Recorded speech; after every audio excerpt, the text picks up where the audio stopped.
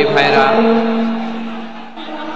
ছাত্র ভাইরা, ভলান্টিয়ার্স ভাইরা এবং লালমনিরহাট জেলা স্টেডিয়ামে অবস্থানরত আমার মা এবং বোনেরা, আমি আপনাদের সবাইকে অন্তরের অন্তঃস্থল থেকে শুভেচ্ছা জানাতে চাই, ধন্যবাদ জানাতে চাই যে আপনারা এত চমৎকার একটি প্রোগ্রামের আয়োজন করেছেন।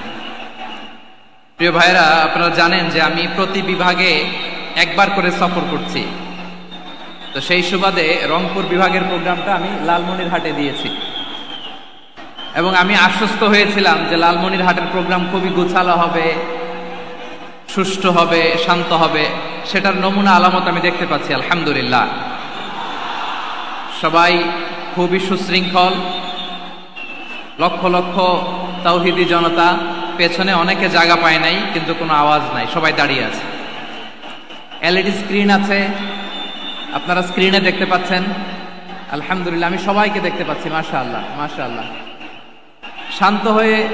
শান্ত হয়ে আপনারা বসুন, অল্প কিছু সময় কথা বলার সুযোগ আমি পাবো।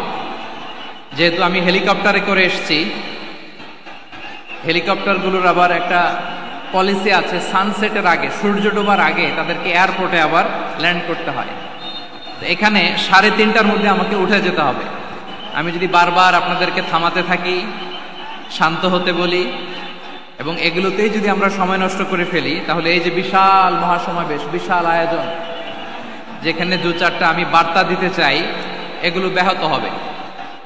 লালমনিরহাটের ছেলেরা খুব ভদ্র, শান্তশিষ্ট।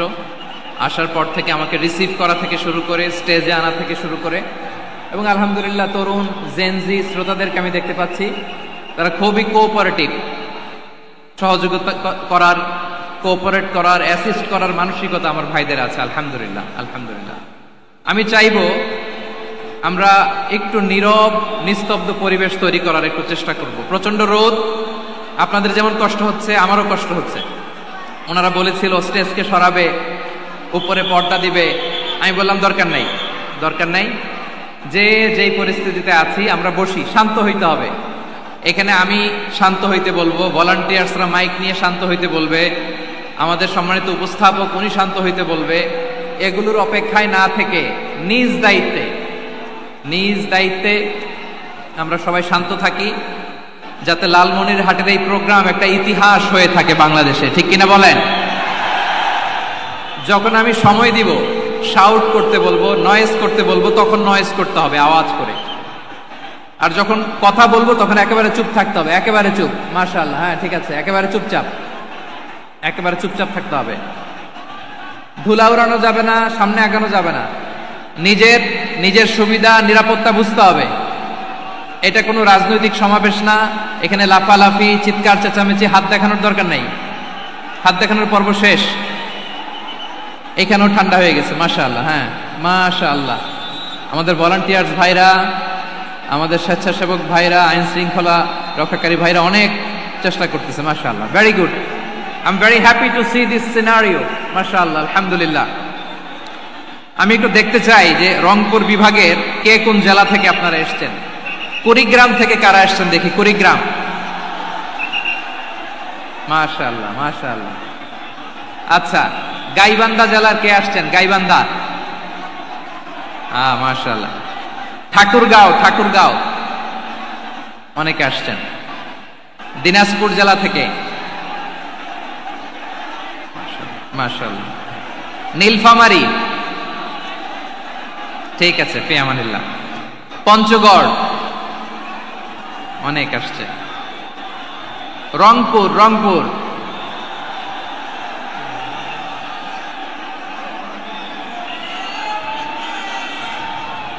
মাশাআল্লাহ মাশাআল্লাহ, ঠিক আছে। লালমনিরহাটের কারা দেখি, লালমনিরহাট,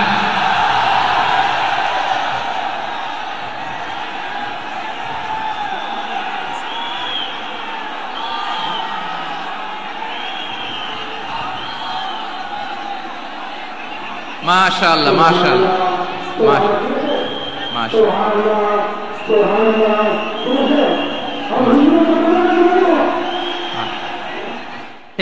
ঠিক আছে। আচ্ছা, এই রংপুর বিভাগের বাইরে থেকে অন্য জেলার কারা কারা আসছেন দেখি। তাও আছে অনেকে, মাশাআল্লাহ। ঠিক আছে, ঠিক আছে।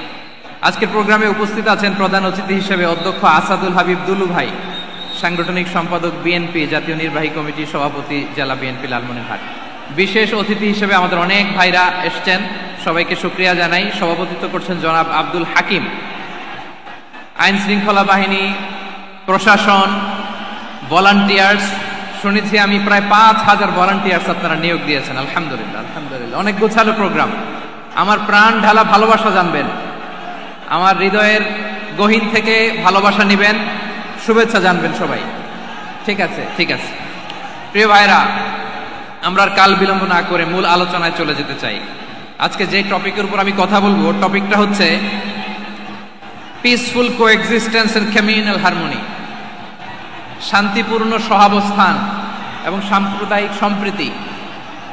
আমাদের বাংলাদেশে সাম্প্রদায়িক সম্প্রীতি আছে না নাই?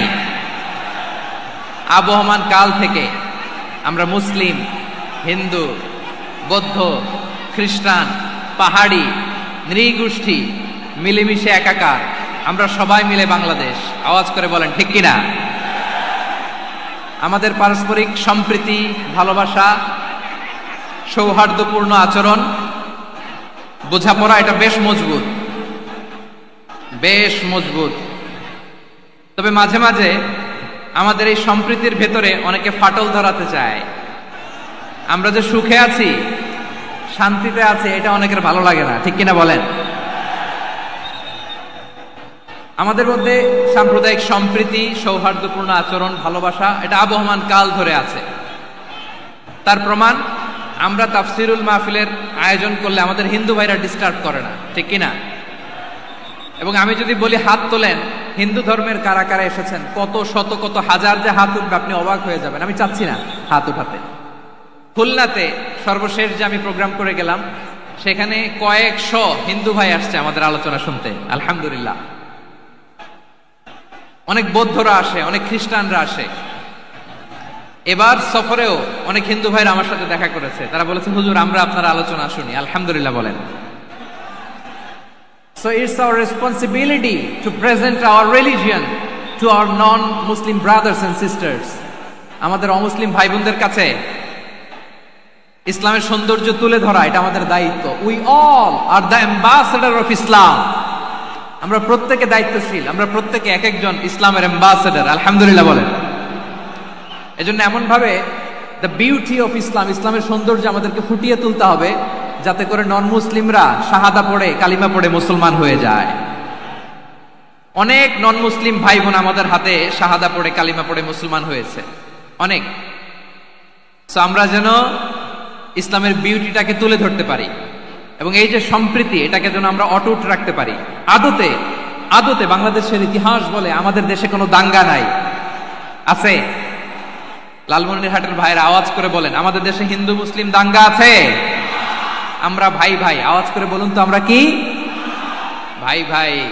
কিন্তু কিছু দুষ্ট লোক আছে, তারা আমাদের সম্পর্কের মধ্যে ফাটল ধরাতে চায়, ঠিক কিনা বলেন? মাঝে মাঝে ঝগড়া লাগাতে চায়। দেখবেন পত্রপত্রিকায় দেখা যায় বিভিন্ন ধর্মীয় উপাসনালয়গুলোতে হামলা চালানো হয়। এগুলো রাজনৈতিক উদ্দেশ্য প্রণোদিত, এগুলোর সাথে ইসলামের কোনো সম্পর্ক নাই। এজন্য এই দুর্বৃত্তদের ব্যাপারে আমাদের সাবধান থাকতে হবে। আমরা সবসময় যেমনি ঐক্যবদ্ধ, ইউনাইটেড, আমরা যদি এরকম ইউনাইটেড থাকি, এই সমস্ত দুর্বৃত্তদের কালো হাত ভেঙে দিতে আমাদের 1 ঘন্টাও লাগবে না। চিল্লায় বলো ঠিক কিনা? আমরা সংঘবদ্ধ থাকবো। এই যে আমাদের পিসফুল কোএক্সিস্টেন্স, শান্তিপূর্ণ সহাবস্থান।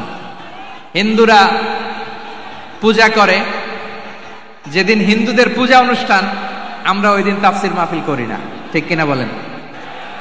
যেদিন আমাদের তাফসিরুল কোরআনের প্রোগ্রাম, ওই দিন আমাদের হিন্দু ভাইরা ডিস্টার্ব করে না। সুবহানাল্লাহ। হিন্দুদের পূজা অনুষ্ঠানে মাদ্রাসার ছাত্র যে পাহারা দেয়, গোটা বিশ্বে এরকম দৃষ্টান্ত, নজির বিরল, ঠিক কিনা বলেন? আইন শৃঙ্খলা বাহিনীর পাশাপাশি মাদ্রাসার ছাত্ররা যে সেখানে পাহারা দেয়, গোটা পৃথিবীতে এই দৃষ্টান্ত আপনি পাবেন। মাদ্রাসার ছাত্ররা, তারা তো কোরআনের ধারক, তারা হাদিসের ধারক, তারা কেন মন্দির পাহারা দিবে? এই সম্প্রীতিকে ধরে রাখার জন্য, এই সৌহার্দ্যকে ধরে রাখার জন্য, আমাদের পারস্পরিক ভালোবাসাকে অটুট রাখার জন্য। আওয়াজ করে বলতে হবে ঠিক কিনা? এখন বলেন, আমাদের এই ভালোবাসা অটুট থাক, আমরা চাই কি চাই না? আমরা হিন্দু মুসলিম মিলেমিশে শান্তিপূর্ণ সহাবস্থান, সাম্প্রদায়িক সম্প্রীতি, লালমনিরহাটের ভাইয়ের আওয়াজ করে বলুন, এই সাম্প্রদায়িক সম্প্রীতি আমরা চাই কি চাই না? আল্লাহ এই দেশকে তুমি বরকতময় করো, বাংলাদেশকে তুমি শান্তিময় করো। আওয়াজ করে সবাই বলেন আমিন। এই জায়গাটাতে সামান্য একটু আওয়াজ হচ্ছিল, এটাও থেমে গেছে, আলহামদুলিল্লাহ আলহামদুলিল্লাহ। এখন একেবারে everything is in my control, মাশাআল্লাহ। ঠিক আছে, আমি মূল আলোচনায় যাই। প্রিয় ভাইরা, আমি বলেছিলাম আমার আলোচনার বিষয় হচ্ছে শান্তিপূর্ণ সহাবস্থান, সাম্প্রদায়িক সম্প্রীতি। আমরা দেখব ইসলাম আমাদেরকে কি কি দিক নির্দেশনা দেয়। শান্ত হইতে হবে, খরগোশের কানের মতো কান দুটো আমার দিকে করে রাখেন। আমি এখনো উঠে যাব, হাত নাড়ায় লাভ নাই, আমি উঠে যাব। তাকায় থাকো আর কান খাড়া, আওয়াজ হবে না। হ্যাঁ, মাশাআল্লাহ মাশাআল্লাহ, ঠিক আছে। আমরা দেখবো যে রাসূল সাল্লাল্লাহু আলাইহি ওয়াসাল্লাম এই পিসফুল কোএক্সিস্টেন্সের জন্য আমাদের কি শিখিয়েছেন, কি কি গাইডলাইন দিয়েছেন। আমরা 1 2 3 4 করে এগুলো আপনাদের সাথে শেয়ার করব। আমি আপনাদের খেদমতে সূরাতুল আনআমের 108 নম্বর আয়াত তেলাওয়াত করেছি। এখানে আল্লাহ রাব্বুল ইজ্জা ওয়াল জালাল তিনি ইরশাদ করছেন, ওয়ালা তাসুব্বুল্লাযীনা ইয়াদউনা মিন দুনিল্লাহি ফায়াসুব্বুল্লাহা আদওয়ান বিগাইরি ইলম কাযালিকা যায়্যান্না লিকুল্লি উম্মাতিন আমালাহুম থুম্মা ইলা রাব্বিহিম মারজিউহুম ফায়ুনাব্বিউহুম বিমা কানু ইয়ামালুন। রব্বুল আলামিন বলেন, গোলাম ও আমার ইমানদার বান্দারা শোনো শোনো, ও আমার বিশ্বাসী বান্দারা শোনো শোনো, লা তাসুব্বুল্লাযীনা ইয়াদউনা মিন দুনিল্লাহ ফায়াসুব্বুল্লাহা আদওয়াম বিগাইরি ইলম। ও আমার বিশ্বাসী বান্দারা, যারা আল্লাহকে ব্যতি রেখে, আল্লাহকে বাদ দিয়ে অন্য উপাস্যকে ডাকে, দেবীর পূজা করে, দেবতাদের পূজা করে, তোমরা খবরদার তাদের গালি দিও না। আওয়াজ করে বলেন, কি দিও না? আল্লাহ বলেন, ও বিশ্বাসীরা শোনো, যারা আল্লাহকে বেছে রেখে দেবীর পূজা করে, অন্য উপাস্যের পূজা করে, তাদেরকে ডাকে, ওই দেবতাদেরকে তোমরা গালি দিও না। যদি ওই দেবতাদেরকে গালি দাও, তাহলে ভুলবশত, শত্রুতাবশত তারা তোমাদের রব আল্লাহকে গালি দেবে, ঠিক কিনা? তোমরা যদি তাদের দেবতাদের গালি দাও, ওরা রেগে তোমার আল্লাহরে গালি দিবে, তাহলে আল্লাহরে গালি খাওয়ানোর কারণ হয়ে গেলাম আমি, ঠিক কিনা বলেন?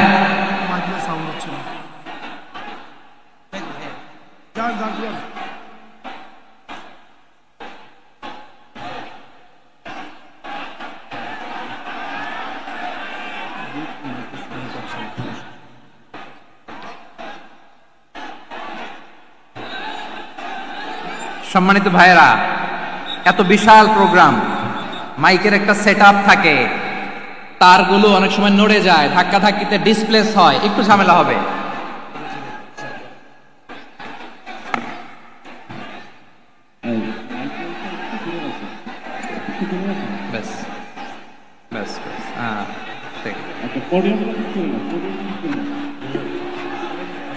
ঠিক আছে, একটু একটু সমস্যা হবে মাঝে মাঝে। আপনারা শান্ত থাকলে, শান্ত থাকতে হবে। এইভাবে সাউন্ড নাই, এই নাই, এই বলতে বলতে আমার সময়ও নাই, উঠে যেতে হবে, এগুলো বোকামি। এই বিভাগীয় প্রোগ্রামগুলোতে যাই, চিৎকার চেঁচামেচি করে তোমরা আসো, সময় শেষ, আমাকে উঠে যেতে হয়। আমরা তো বঞ্চিত হলাম, গুরুত্বপূর্ণ অনেক কথা শোনাবো তোমাদের, অনেক। প্রিয় ভাইরা, আপনারা শান্ত হয়ে বসুন, শান্ত হয়ে। রব্বুল আলামিন বলেন, খবরদার বিশ্বাসীরা, আল্লাহ ছাড়া যারা অন্যান্য উপাস্যদেরকে ডাকে, দেবতাদেরকে ডাকে, তাদেরকে তোমরা গালি দিও না। ওই সমস্ত দেবতাদেরকে যদি তোমরা গালি দাও, তাহলে তারা আল্লাহকে গালি দিবে, ঠিক কিনা বলেন? আমরা দেবতাদের গালি দিলে ওরা আল্লাহকে গালি দিবে। রব্বুল আলামিন বলেন, খবরদার দেবতাদেরকে গালি দিও না, তাহলে ওরা তোমার রব আল্লাহরে গালি দেবে। প্রতিটি জাতির জন্য তাদের কাজকে আমি আল্লাহ সুশোভিত করে রেখেছি। তারা সবাই একদিন আমার কাছেই ফিরে আসবে। এরপর আমি রব্বুল আলামিন তাদের আমলনামা তাদেরকে জানিয়ে দেব। সুবহানাল্লাহ পড়ে। প্রিয় ভাইরা, আল্লাহ তাআলা বলেছেন খবরদার গালি দিও না। আদেশটা কার? আওয়াজ করে বলেন তো। হিন্দুদের দেবতা দেবদেবীদেরকে গালি দেওয়া যাবে না। আওয়াজ করে বলুন প্রিয় ভাইরা, এই আদেশটা কার? এই আপনাদের গলার আওয়াজ। অন্য ধর্মের দেবতাদেরকে যে গালি দেওয়া যাবে না, এই আদেশটা কার? আরো জোরে বলুন কার? গালি দিবেন কোন দেবতাকে?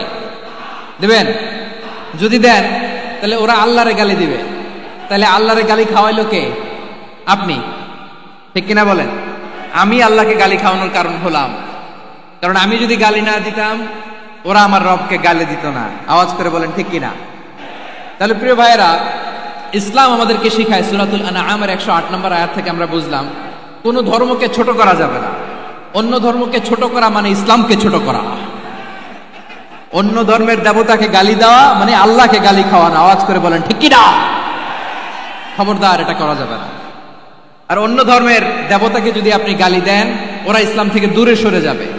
যাও ইসলামের প্রতি আকৃষ্ট হয়েছিল আর কোনোদিন ইসলামের ধারে কাছে আসবে না। আওয়াজ করে বলেন ঠিক কিনা? এজন্য কখনো কোনোদিন অন্য ধর্মের দেবতাদেরকে গালি দেয়া যাবে না।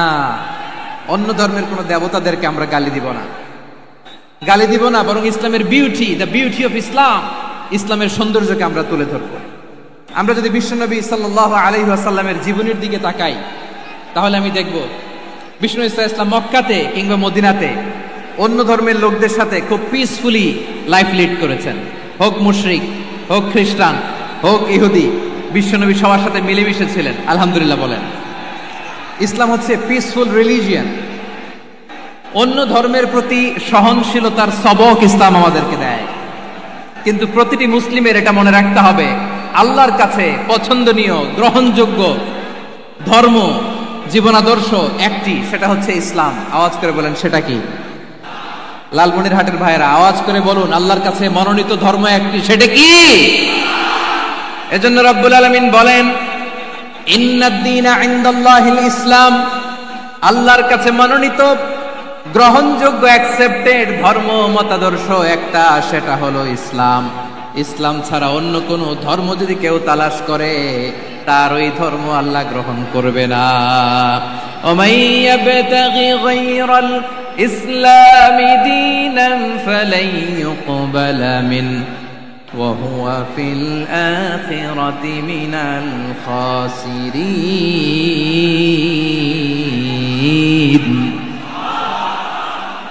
Whoever seek anything except Islam, that won't be accepted from him, and he will be loser in the day of judgment. কিয়ামতের দিন ইসলাম ছাড়া কেউ যদি অন্য কোনো ধর্ম তালাশ করেছে দুনিয়াতে, তার এই মতাদর্শ গ্রহণ করা হবে না।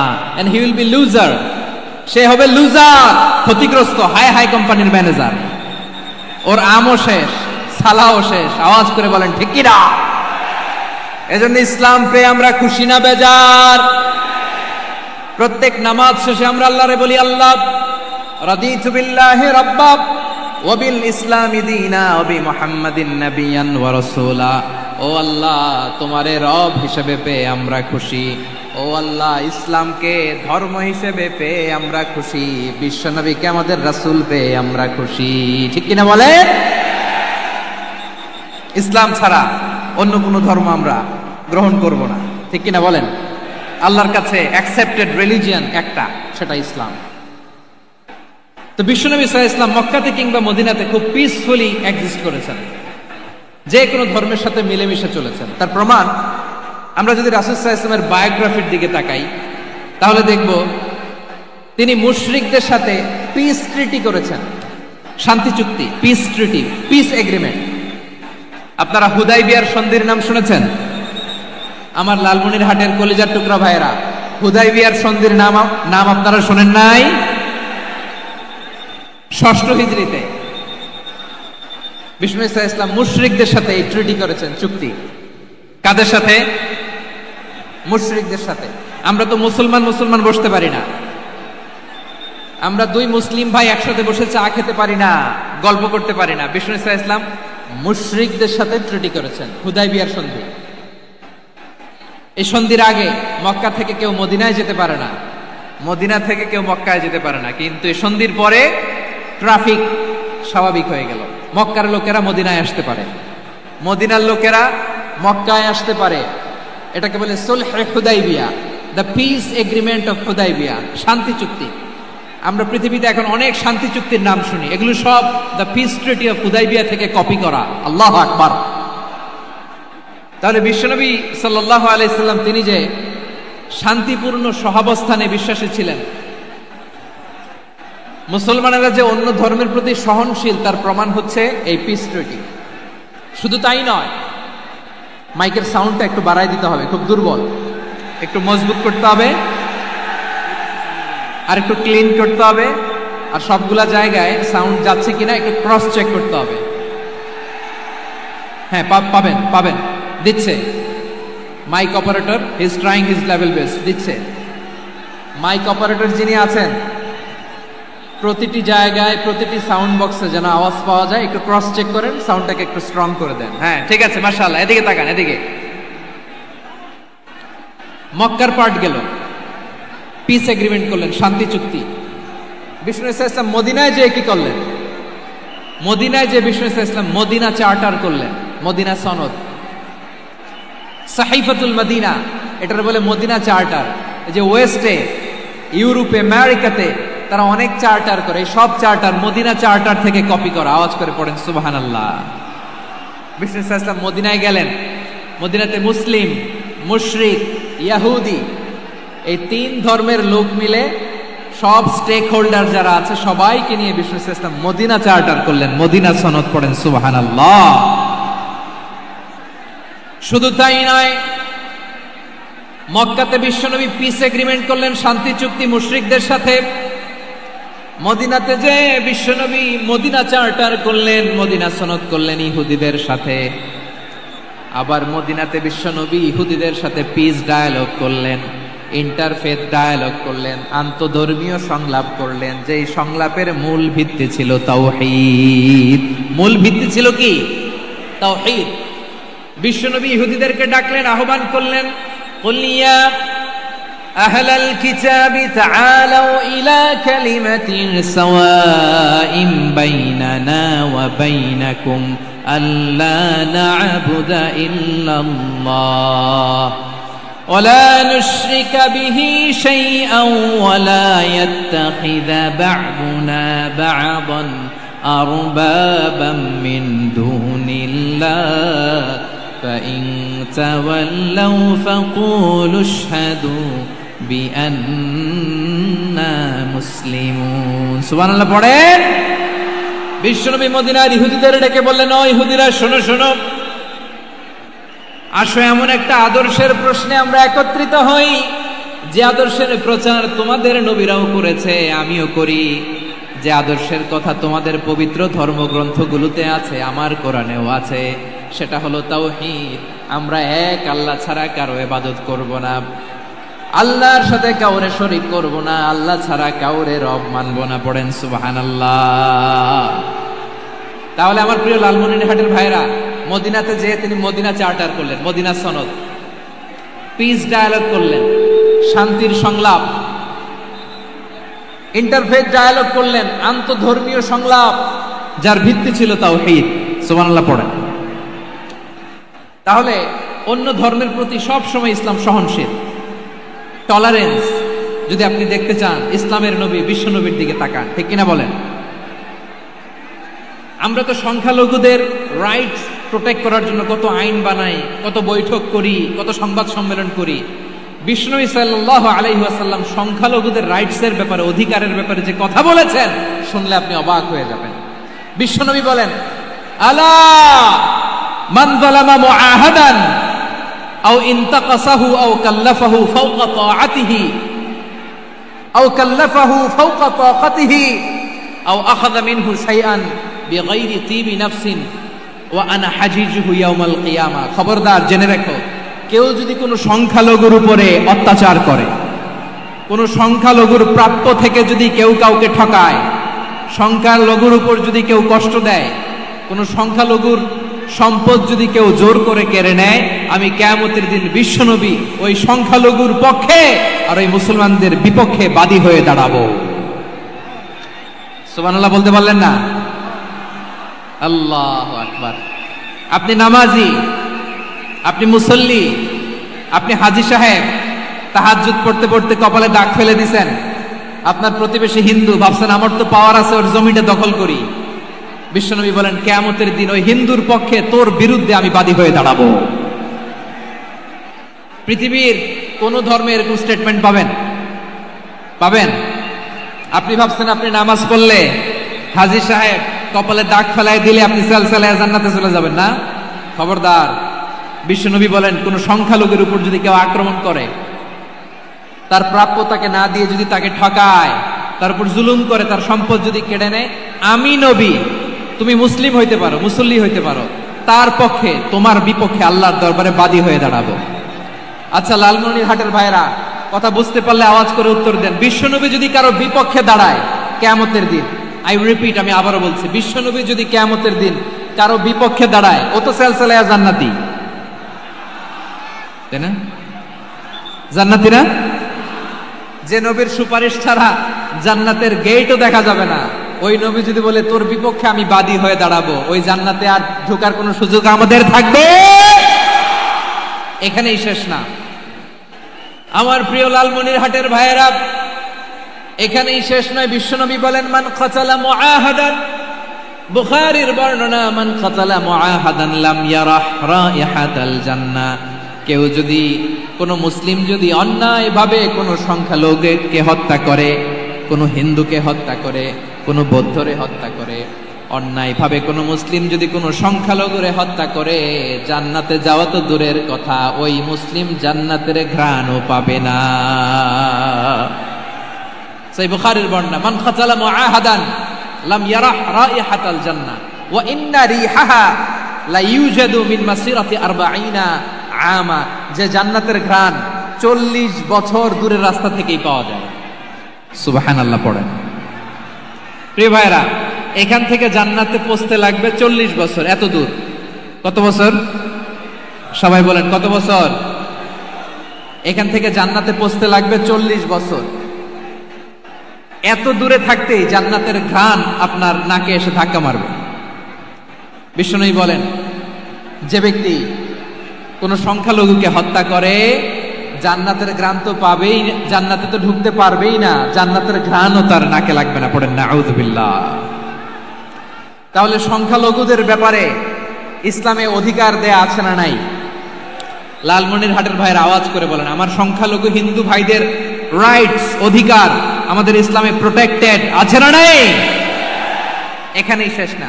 বিষ্ণু ইসলাম আপনার অমুসলিম প্রতিবেশীর সাথে ভালো আচরণ করতে বলেছে। আমাদের হয় না এটা মুসলিম পাড়া, ওটা বৌদ্ধ পাড়া, হয় না? অনেক সময় হয় না এটা আমাদের মুসলিম পাড়া, ওইটা হিন্দু পাড়া, এরকম আছে না নাই? লালমনিরহাটে নাই না? আছে? হিন্দু যদি আপনার প্রতিবেশী হয় কি করবেন? ওরে কষ্ট দিবেন নাকি? কেন? ও তো হিন্দু, ও তো আমার আল্লাহরে ডাকে না, ওরে কষ্ট দিলে জায়েজ হবে না? খবরদার।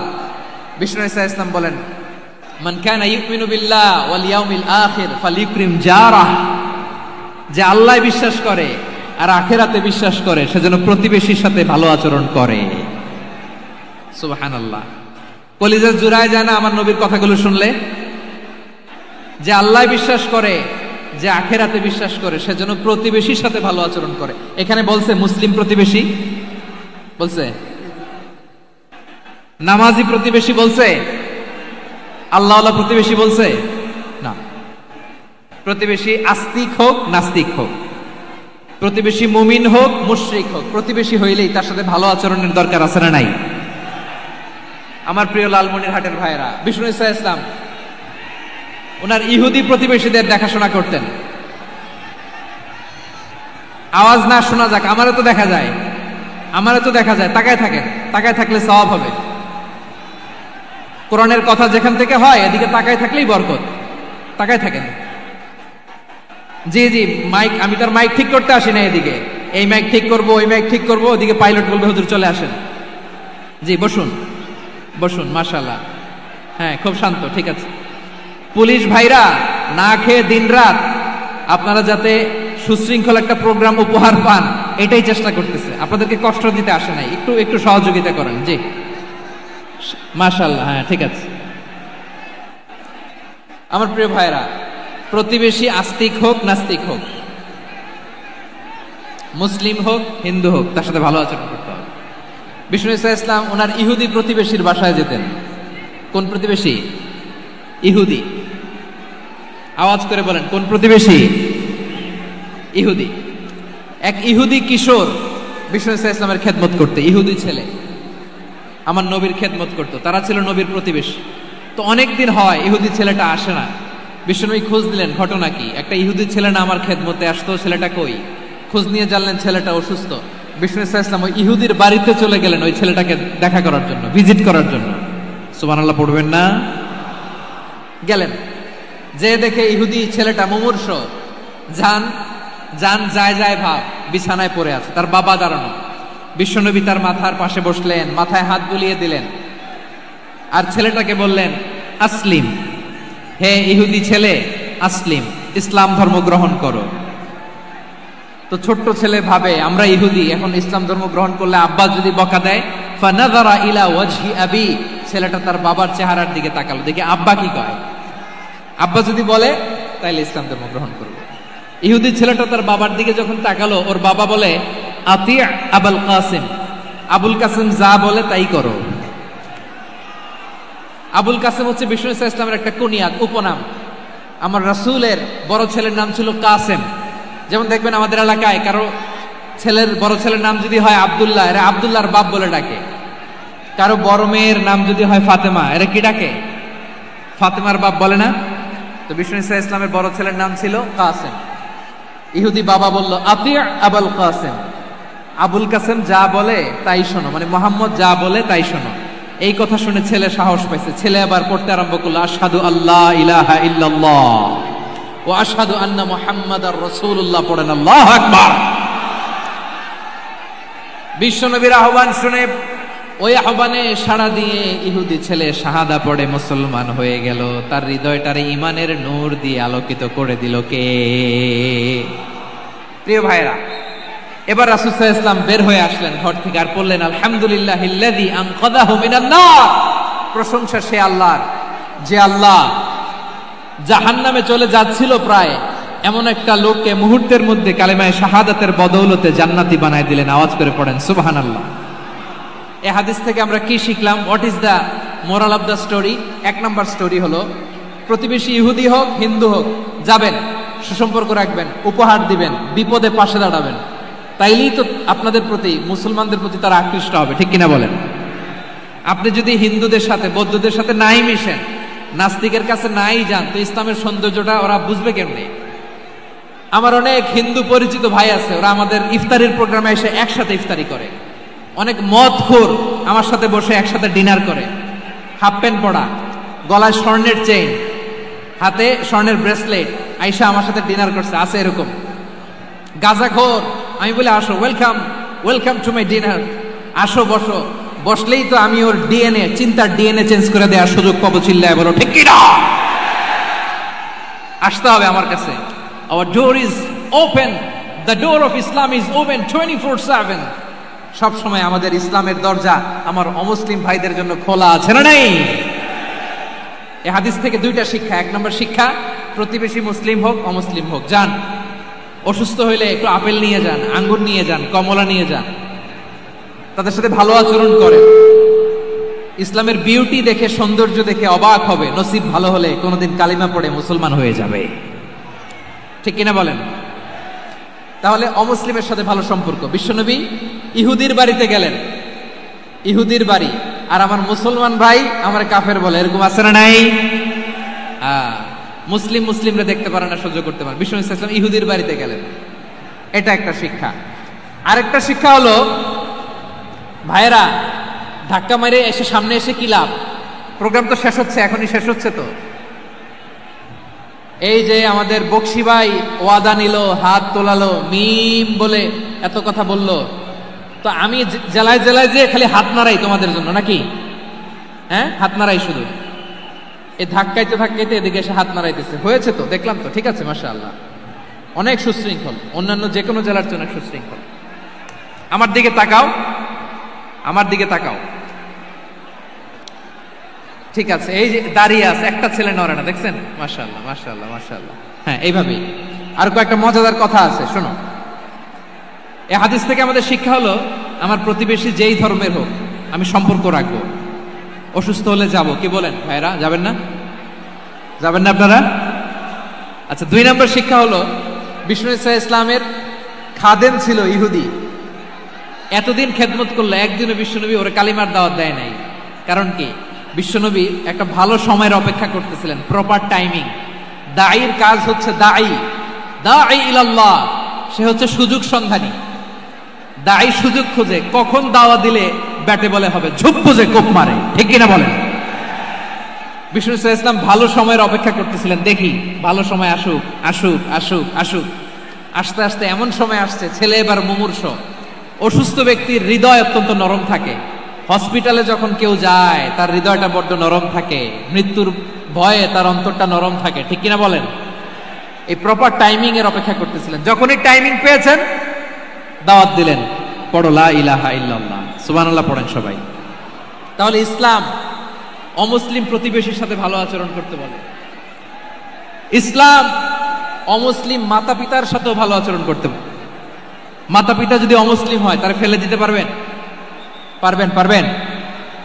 আমার লালমনিরহাটের ভাইয়েরা, অনেক হিন্দু ছেলে আমাদের হাতে শাহাদা পড়ে মুসলিম হয়, কিন্তু ওর মা মুসলমান হয় নাই, বাবাও হয় নাই। এরকম আছে না নাই? তো ও হয়েছে মুসলিম, মা বাপ হিন্দু, এখন মা বাপ কি বাদ? হ্যাঁ, মা বাপ বাদ দেয়া যাবে? যেই মা আপনারে 9 মাস 8 মাস পেটে ধারণ করলো, আপনার মায়ের নার ছেঁড়া ধন, আপনি ওই মারে বাদ দিতে পারবেন? যে মায়ের বুকের তাজা দুধ খেয়ে আপনি আজকে বাড়ন্ত তাজা তরতাজা, ওই মারে বাদ দেয়া যাবে? মায়ের এক ধারে দুধের দাম, কাটিয়া গায়ের চাম, পাপুষ বানাইলে ঋণের শোধ হবে না, এমন দরদি ভাবে কেউ হবে না আমার মাহা গো। মায়ের এক ধারে দুধের দাম, কাটিয়া গায়ের চাম, পাপুষ বানাইলে ঋণের শোধ হবে না, এমন দরদি ভাবে কেউ হবে না আমার মাহা গো, ঠিক কিনা? মাকে তো বাদ দেওয়া যায় না। وَقَضَى رَبُّكَ أَلَّا تَعْبُدُوا إِلَّا إِيَّاهُ وَبِالْوَالِدَيْنِ إِحْسَانًا। আল্লাহ বলে, অবধারিত 2টা ভার্ডিক্ট তোমাদের জন্য, এক আল্লাহর ইবাদত করবা আর মা বাবার প্রতি ইহসান করবা। আদেশটা কার? মা বাবার প্রতি ইহসান করতে হবে। আমার মা হিন্দু হোক, ভালো আচরণ করতে হবে, বৌদ্ধ হোক, ভালো আচরণ করতে হবে। আমার যে সমস্ত হিন্দু ভাইয়েরা মুসলিম হয়েছে, তোমাদের মা বাবা এখনো মুসলমান হয় নাই, তাদের সাথে ভালো আচরণ করতে হবে। আপনাদের খেদমত নিজে করতে হবে, অথবা খেদমতের ব্যবস্থা করাই দিতে হবে। মান্থলি যে খরচ লাগে এটা দিতে হবে। আরে তুমি এখন মুসলিম, তোমার মা বাবা হিন্দু, এখনই তো সুযোগ ইসলামের সৌন্দর্য দেখানো। এখন মা বাবা যদি দেখে, আরে এটা হিন্দু থাকতে তো বদমাইশ ছিল, বেয়াদব ছিল, কি এমন ধর্ম সে গ্রহণ করলো যেটা গ্রহণের সাথে সাথে সে পাল্টে গেল? কি এমন ধর্ম সে গ্রহণ করেছে যেটা তার জীবনকে আলোকিত করে দিয়েছে? নসিব ভালো হইলে তারাও কালিমা পড়ে মুসলমান হয়ে যাবে। বিষ্ণু ইসলামের স্ত্রীর নাম ছিল আয়েশা রাদিয়াল্লাহু তাআলা আনহা, আবু বকর রাদিয়াল্লাহু তাআলা আনহুর মেয়ে। আবু বকর রাদিয়াল্লাহু তাআলা আনহুর আরেক মেয়ের নাম হচ্ছে আসমা। কি নাম? দুজনই আবু বকর রাদিয়াল্লাহু তাআলা আনহুর মেয়ে, আসমা আর আয়েশা। নাম দুটো কেমন লাগে? আসমা নামটা কেমন লাগে? আয়েশা নামটা কেমন লাগে? সবার ভালো লাগে নাই? নাম দুটো আপনাদের ভালো লাগে? লালমনিরহাটে অনাগত যদি কন্যা সন্তান হয়, যদি মনে চায় আসমা রেখে দিতে পারবেন। যদি মনে চায় আয়েশা রেখে দিয়েন।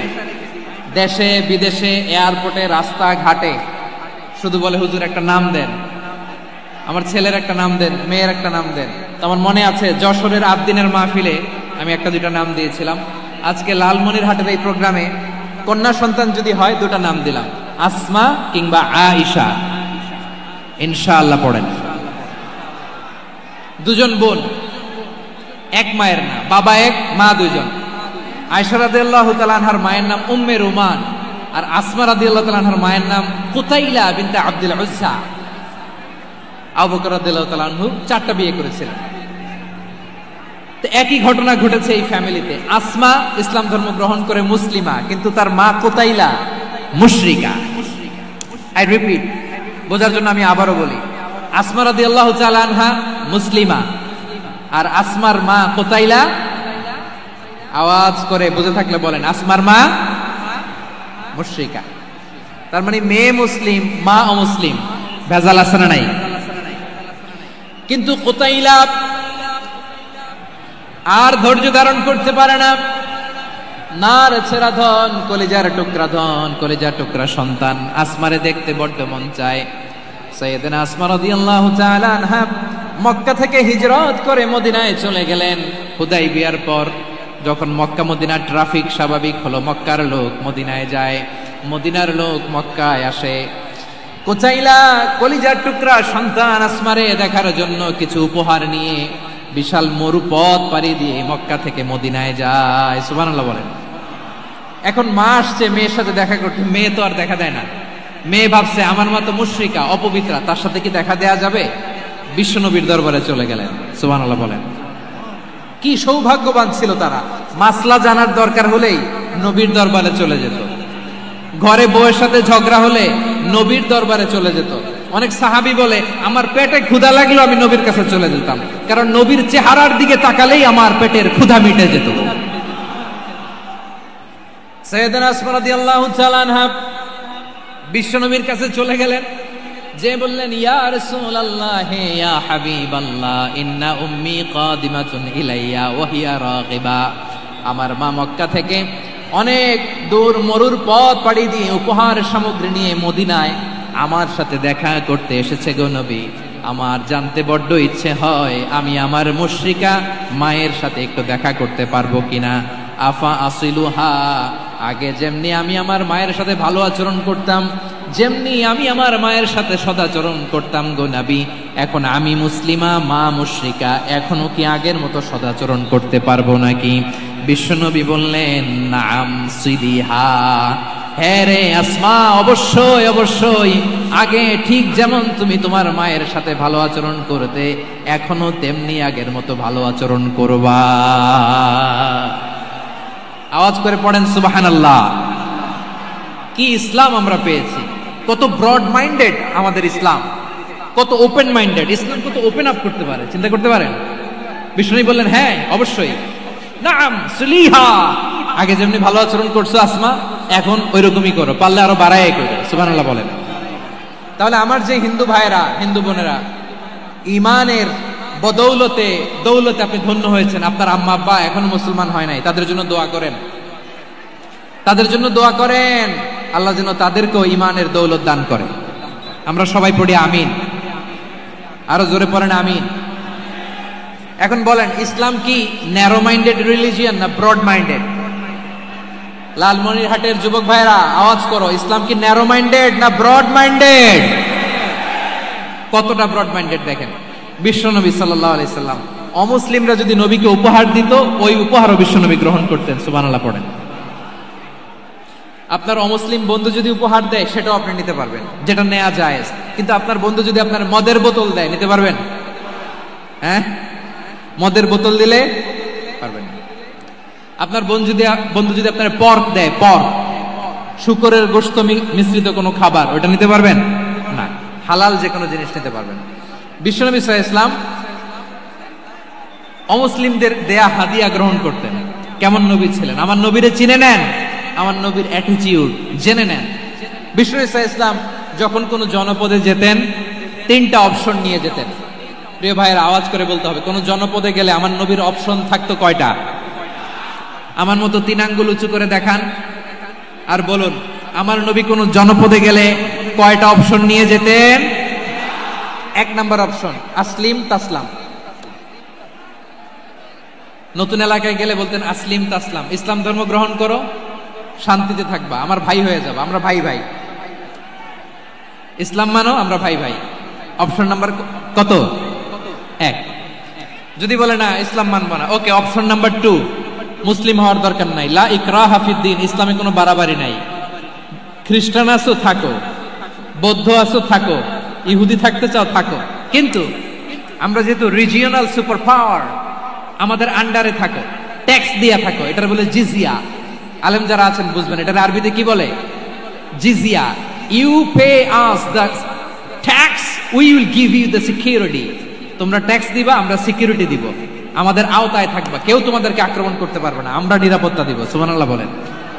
এটা অপশন নাম্বার কত? আচ্ছা বুঝে থাকলে বলেন 1 নাম্বার অপশন কি ছিল? ইসলাম।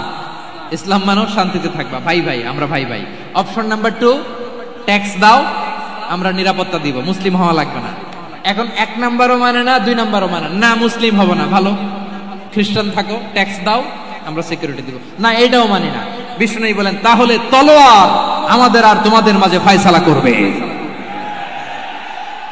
মুসলিমও হবো না, ট্যাক্স দিবা, নিরাপত্তা দিব, আমরা সুপার পাওয়ার, আমাদের আন্ডারে থাকবে, এইটাও না। তাহলে তোমাদেরকে তো আমরা বিশ্বাস করতে পারি না, কখন না কখন বিশ্বাসঘাতকতা করো, কার সাথে মিলে হাত মিলাও, তলোয়ার আমাদের মাঝে ফয়সালা করবে। তখন তিনি জেহাদের সশস্ত্র সংগ্রামের ঘোষণা দিতেন। সুবহানাল্লাহ পড়েন। দেখেন পশ্চিমারা জেহাদকে এইভাবে চিত্রায়িত করে না, ওরা জেহাদ বলতে বোঝায় তলোয়ার, হাত কাটো, গলা কাটো, না, জেহাদ সশস্ত্র সংগ্রাম 3 নম্বরে। অধিকাংশ ক্ষেত্রেই বিশ্বনবীর সুন্দর আচরণ দেখে, আরে আমার নবীর যে নুরানি চেহারা, অনেকে তো কেবল সিরেফ চেহারাটা দেখেই কালিমা পড়ে মুসলমান হয়ে গিয়েছে। যারা মুসলিম হয় নাই তারা তাদের ইসলামেই বলবৎ ছিল, ট্যাক্স দিয়ে ইসলামের আন্ডারে ছিল। যারা এটাও মানে নাই ওইটাও মানে নাই, তাদের বিরুদ্ধে জেহাদ। বিষ্ণু ইসলাম 7ম হিজরিতে যখন খায়বার বিজয়ের পরে ইসলাম রিজিওনাল সুপার পাওয়ার হিসেবে আত্মপ্রকাশ করলো, বিশ্বনবী চিঠি লিখলেন অন্যান্য সুপার পাওয়ারের কাছে, রাষ্ট্রীয় চিঠি লেখে এক রাষ্ট্রপ্রধান আরেক রাষ্ট্রপ্রধানের কাছে, ঠিক কিনা বলেন? জানেন না আপনারা? এই যে 24-এর ছাত্র নাগরিক অভ্যুত্থানে, এই অভ্যুত্থান যখন শুরু হয়, আমি তখন সাউথ আফ্রিকাতে, একটা স্ট্যাটাস দিয়েছিলাম, কোটা নয় গোটা দেশ সংস্কার করা লাগবে। শুধু বাংলাদেশ নয়, সারা বিশ্বের বাংলা ভাষাভাষী লোকেরা এই আন্দোলনের সাথে সমর্থন তারা করেছে, এটাকে সাপোর্ট করেছে, তারা সমর্থন দিয়েছে। আমাদের ইউনাইটেড আরব আমিরাতের বাংলাদেশি ভাইয়েরা তারা সেখানে রাস্তায় নেমে এসেছিল, জানেন? ওইখানে ডেমনস্ট্রেশন করা যায় না, সেখানকার সরকার তাদেরকে যাবজ্জীবন দিয়েছিল। তখন আমাদের এই যে প্রধান উপদেষ্টা ডক্টর মোহাম্মদ ইউনূস সরাসরি G2G বলে, এটারে G2G, government to government, G2G, উনি চিঠি লিখলেন যে তাদেরকে, ইউর হাইনেস, হে সম্মানিত আমির, আপনি আমার এই চিঠির কারণে আমার সম্মানে এই 53 জন বাংলাদেশিকে মাফ করে দেন। এই চিঠির বদৌলতে বেকসুর খালাস পেয়ে গিয়েছিল আমাদের ভাইরা, জানেন না এই ঘটনা আপনারা? তাহলে গভর্নমেন্ট টু গভর্নমেন্ট চিঠি দেওয়া হয়। 7ম হিজরিতে বিষ্ণু ইসলাম সব সুপার পাওয়ারের কাছে চিঠি দিলেন, রোমান সম্রাটের কাছে, পারস্য অধিপতির কাছে, মিশরের অধিপতির কাছে, সবার কাছে চিঠি লিখলেন। চিঠির ভাষা ছিল এরকম, মিন মুহাম্মাদিন রাসূলিল্লাহ ইলা মুকাওকিস আযীমিল কিবত, মুহাম্মদ রাসূলুল্লাহর পক্ষ থেকে মিশরের বাদশার কাছে, আসলিম তাসলাম, ইসলাম মানো, শান্তিতে থাকবা, সালামুন আলা মান ইত্তাবাআল হুদা, শান্তি তার জন্য যে হেদায়েতের অনুসরণ করে। সুবহানাল্লাহ পড়েন। তো এই চিঠি অনেকে ভালোভাবে রিসিভ করেছে, অনেকে এই চিঠি পাওয়ার পরে নবীর কাছে আবার ইন রিটার্ন উপহার পাঠিয়েছে। কি পাঠিয়েছে? উপহার। মিশরের বাদশাহ মুকাওকিস তিনি বিশ্বনবীকে বিশাল এক উপহারের ডালি পাঠিয়েছেন। মিশরের বাদশাহ মুকাওকিস ছিলেন ধর্মে খ্রিস্টান। লালমনিরহাটের ভাইয়েরা আওয়াজ করে বলেন, মিশরের বাদশাহ ধর্মে কি ছিল? খ্রিস্টান। কি উপহার দিয়েছিল আমার নবীকে? শুনতে মনে চায়? আওয়াজ নাই লালমনিরহাটের গলায়। শুনতে মনে যায়? 1000 স্বর্ণ মুদ্রা, 1000 স্বর্ণ মুদ্রা। 2টা খ্রিস্টান দাসী, একজনের নাম মারিয়া বিনতে শামউন আল কিবতিয়া, আরেকজনের নাম সিরিন বিনতে শামউন আল কিবতিয়া। একজন খ্রিস্টান দাস 20 থান কাপড় জামা বানানোর জন্য, আমরা নবী যেন সেলাই করে জামা বানাতে পারে এজন্য 20 থান কাপড়, 20 থান ফাইন গার্মেন্ট, সুবহানাল্লাহ পড়বেন না? এরপরে একটা গাধা যেটার নাম ছিল উফাইর, আর একটা খচ্চর এটার নাম ছিল দুলদুল। খচ্চর চিনেন? গাধা আর ঘোড়ার ক্রসিং এ যে প্রাণীটা দুনিয়াতে আসে ওটার খচ্চর বলে। তো এই যে সুপার পাওয়ার, খ্রিস্টান বাদশার কাছে নবী চিঠি লিখলেন, ওই খ্রিস্টান বাদশা আমার নবীকে উপহার দিল, বিশ্বনবী এই উপহারগুলো সানন্দে গ্রহণ করেছে। সুবহানাল্লাহ পড়বেন না? তাহলে অমুসলিম কেউ যদি আপনাকে উপহার দেয়, হালাল উপহার হলে আপনি গ্রহণ করতে পারবেন। অনুরূপভাবে পারস্যের বাদশা, রোম সম্রাট বিশ্বনবীকে উপহার পাঠিয়েছেন, আমার নবী সবগুলো উপহার গিফট গ্রহণ করেছেন। সুবহানাল্লাহ বলেন। তাহলে প্রিয় লালমনিরহাট, আওয়াজ করে বলুন, ইসলাম কি ন্যারো মাইন্ডেড রিলিজিয়ন না ব্রড মাইন্ডেড? আম্মাজান আয়েশার কাছে মাসালা জানতে চায় মেয়েরা, হে আম্মাজান, অগ্নি উপাসকেরা তাদের ঈদের দিন নওরোজের সময় আমাদেরকে পাখি দেয়, নেওয়া যাবে? উনি বললেন, ওরা জবাই করে দিলে নেওয়া যাবে না, কিন্তু ওরা যদি ফলমূল এরকম খাবার দেয় এগুলো নেওয়া যাবে। তার মানে অমুসলিমদের দেয়া উপহার এটা গ্রহণ করা যায়। সুবহানাল্লাহ বলেন। শুধু তাই নয়, বিষ্ণু ঈসা ইসলাম অমুসলিমদের সাথে আর্থিক লেনদেনও করেছেন, ফিনান্সিয়াল ডিলিং করেছেন। অমুসলিমদের সাথে প্রয়োজনে আপনি ফিনান্সিয়াল ডিলিং করতে পারবেন। আমরা প্রায় দেখি বাজারের মিষ্টির দোকানগুলো আমার হিন্দু ভাইদের। লালমনিরহাটে মিষ্টির দোকান, দইয়ের দোকান কারা চালায়? হিন্দুরা চালায় না? তারপরে যে বারবার শপ, চুল কাটে যে নাপিত, অধিকাংশ নাপিতের দোকানে কারা? আমার হিন্দু ভাইরা। তা আপনি চুল কাটতে পারবেন কিনা? পারবেন কিনা বলেন? পারবেন। তার দোকান থেকে দই মিষ্টি কিনতে পারবেন কিনা? হ্যাঁ, আমার মুসলিম ভাইয়ের দোকান থাকলে ওইটারে আমি বেশি প্রায়োরিটি দিব, ঠিক কিনা? কিন্তু যদি তাদের সার্ভিস নিতে চান, প্রোডাক্ট নিতে চান, পারবেন। তার দলিল সহিহ বুখারী, আম্মা জান আয়েশা রাদিয়াল্লাহু তাআলা আনহা বলেন, ইশতারা রাসূলুল্লাহ সাল্লাল্লাহু আলাইহি ওয়াসাল্লাম মিন ইয়াহুদিয়িন তুআমান ওয়া রাহানাহু দিরআহু মিন হাদিদ। রাসূল সাল্লাল্লাহু আলাইহি ওয়াসাল্লাম এক ইহুদির কাছ থেকে, কার কাছ থেকে? সবাই বলে নাই কার কাছ থেকে? আমার নবী, পেয়ারা নবী এক ইহুদির কাছ থেকে জব কিনেছিল, জব, বার্লি, যেটা দিয়ে রুটি বানায়। ওই জবের দাম দেওয়া টাকা পয়সা নবীর কাছে ছিল না, ফলে নবী ওনার একটা পোশাককে মর্গেজ রেখেছিলেন, মর্গেজ, বন্ধক, যে এখন এটার দাম দিতে পারবো না, কয়েক কেজি বার্লি নিয়ে যাই আর বন্ধক হিসেবে আমার জামাটা রেখে গেলাম, যেদিন দাম দিব ওই দিন জামাটা ছুটাই নিয়ে যাব। সুবহানাল্লাহ পড়বেন না? বাকিতে নিছিলেন, বাকিতে। দিরআহু মিন হাদিদ, লোহার তৈরি বর্ম, মানে যুদ্ধের পোশাক, লোহা দিয়ে বানানো। বিশ্বনবী বললেন, কয়েক কেজি জব দাও, টাকাটা পরে দিব, এখন টাকা নাই, বন্ধক হিসেবে, মর্গেজ হিসেবে আমার জামা রেখে গেলাম, যখন টাকা দিব জামা ছুটায় নিব। আওয়াজ করে বলতে হবে সুবহানাল্লাহ। এ থেকে বোঝা গেল অমুসলিমদের সাথে ফিনান্সিয়াল ডিলিং করা যায়, অর্থনৈতিক লেনদেন করা যায়, কেনাবেচা করা যায়, প্রোডাক্ট কেনা যায়। এমনকি আমাদের মসজিদে নববীতে বারান্দায় আপনারা একটা অটোমেটিক ফ্লাইং আমব্রেলা দেখছেন? সূর্য যখন বাড়ে মসজিদে নববীর বারান্দায়, ইয়ার্ডের মধ্যে অটোমেটিক্যালি কিছু আমব্রেলা আছে, সাঁ করে খুলে যায়, আর সূর্যের তাপ লাগে না। আবার সন্ধ্যাবেলায় এই আমব্রেলাগুলো ওরা ক্লোজ করে ফেলে, দেখেন নাই না? দেখছেন? এই মসজিদে নববীকে সর্বোচ্চ উন্নত মানের কনস্ট্রাকশন ইনফ্রাস্ট্রাকচার ডেভেলপ করার জন্য কর্তৃপক্ষ কিছু অমুসলিম ইঞ্জিনিয়ারের, ডিজাইনারের সহায়তা নিয়েছিল। সুবহানাল্লাহ বলেন। কোন দলিলের ভিত্তিতে? এই দলিলের ভিত্তিতে যে বিষ্ণু ঈসা ইসলাম অমুসলিমদের সাথেও লেনদেন করেছেন। আওয়াজ করে বলতে হবে আল্লাহু আকবার। শুধু তাই নয়, ইন কেস অফ ইমার্জেন্সি, প্রয়োজনে ইসলামের খাতিরে, ইসলামকে সামনের দিকে এগিয়ে নিয়ে যাওয়ার জন্য অমুসলিমদের সাপোর্ট নেওয়া জায়েজ আছে। সুবহানাল্লাহ বলেন। অমুসলিমদের সাপোর্ট নেয়া, তাদের থেকে অর্থ নেয়া, পলিটিক্যাল সাপোর্ট, পলিটিক্যাল অ্যাসাইলাম নেওয়া জায়েজ আছে। আমাদের অনেক বিশ্ববরেণ্য দায়ীরা আমেরিকায় অস্থায়ীভাবে অ্যাসাইলাম নিয়ে থাকে, নিজের দেশে গেলে ফাঁসিতে ঝুলাই দিবে, যুগ যুগ ধরে দায়ীদের উপর এরকম অত্যাচার আর নির্যাতন আছে না নাই? মিশরের অনেক দায়ীরা পাশ্চাত্যে যেয়ে থাকে, এই যে তারা পলিটিক্যাল অ্যাসাইলাম নিয়ে থাকে, রাজনৈতিক আশ্রয়, এটা জায়েজ আছে না? এটা যে জায়েজ আছে তার প্রমাণ স্বয়ং বিশ্বনবী সাল্লাল্লাহু আলাইহি ওয়াসাল্লাম পলিটিক্যাল সাপোর্ট নিয়েছিলেন অমুসলিমদের কাছ থেকে। সুবহানাল্লাহ বলেন। খুব মজাদার একটা ঘটনা, শুনবেন? আপনাদের আগ্রহ দেখে তো মনে হয় না শোনার ইচ্ছা আছে। আছে আছে, গলায় জোর আছে। লিল্লাহি তাকবীর, লিল্লাহি তাকবীর, নারায়ে তাকবীর। মাশাআল্লাহ।